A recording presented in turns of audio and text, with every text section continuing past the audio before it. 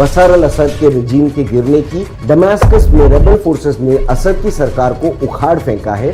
एक तरफ ईरान के इन्फ्लुएंस को कम करने का चांस है और दूसरी तरफ पोस्ट असद जो केओस क्रिएट होगा उसको मैनेज करने के लिए एक बड़ा चैलेंज रहेगा।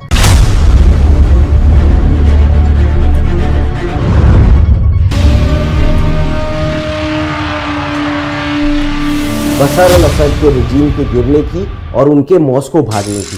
सीरिया में विद्रोही समूहों ने अलेप्पो, हमा और होम शहरों पर कब्जे के बाद अब राजधानी दमिश्क में भी प्रवेश कर लिया है। इसके बाद विद्रोहियों ने सीरिया की आजादी की घोषणा कर दी है। सीरिया के इस ड्रामेटिक चेंज ने न सिर्फ पूरे रीजन बल्कि दुनिया भर में अपना असर छोड़ा है। असद, जिन्होंने अपनी फैमिली के 50 सालों के शासन को बरकरार रखा था, अब उनकी सत्ता खत्म हो चुकी है। सीरिया के लिए इस नए दौर का मतलब क्या है और दुनिया के लिए इसका मतलब क्या है, भारत के लिए इसका मतलब क्या है और नए यूएस प्रेसिडेंट डोनाल्ड ट्रंप के लिए इसका मतलब क्या है, चलिए समझते हैं। दमास्कस में रेबल फोर्सेस ने असद की सरकार को उखाड़ फेंका है और वो अब रशिया की सुरक्षा में मॉस्को भाग चुके हैं।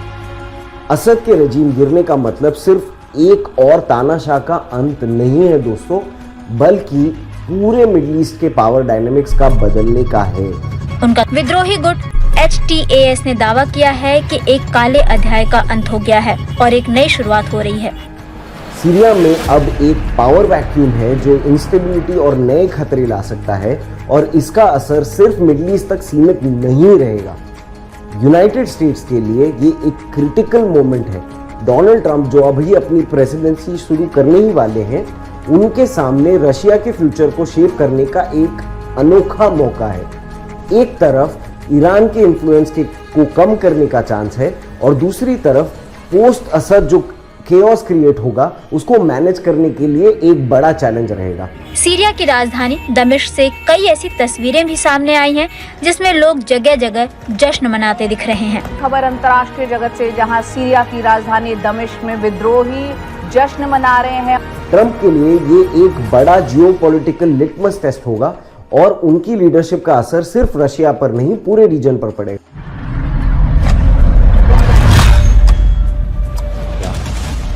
ईरान के लिए असद के गिरने का एक स्ट्रेटेजिक डिजास्टर है। सीरिया के बिना ईरान का जो हिजबुल्लाह के साथ लैंड कॉरिडोर है वो खत्म हो चुका है और इसका मतलब है कि ईरान का रीजनल इन्फ्लुएंस अब कम हो जाएगा।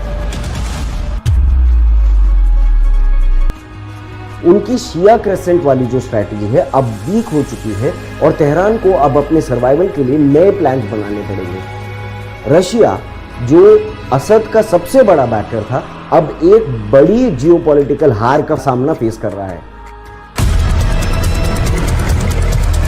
सीरिया में उनके मिलिट्री बेसेस और रीजनल इन्फ्लुएंस अब खतरे में है।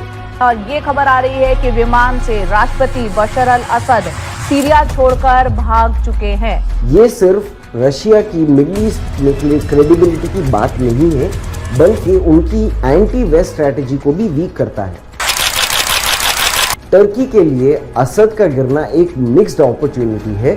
नॉर्दर्न सीरिया में इन्फ्लुएंस बढ़ाने का चांस है,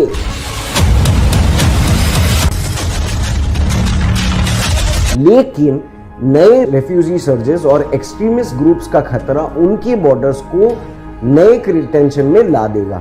एर्दोगन के लिए ये एक डेलिकेट बैलेंस का टाइम होगा।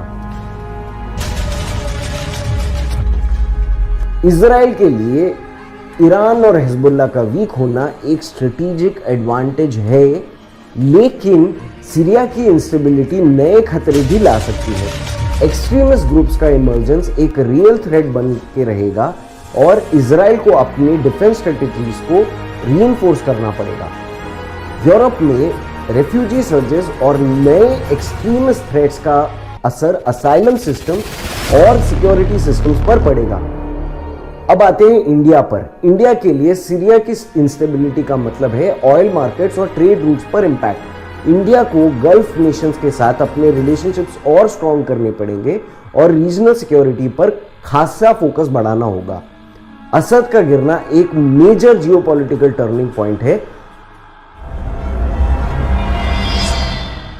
पूरे वर्ल्ड में अलायंसेस और स्ट्रैटेजीज के लिए नए तरह से उनको सोचना पड़ेगा पूरी दुनिया में।